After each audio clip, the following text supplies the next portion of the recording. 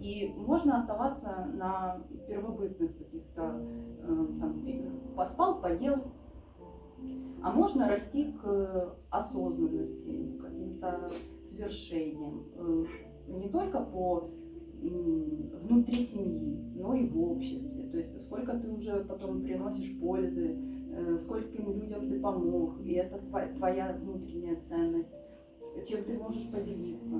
Вот хороший пример.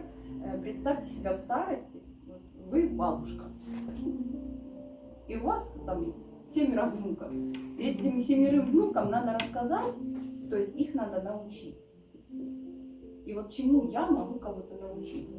То есть что я сама так умею, что я еще этим поделюсь. Обязательно.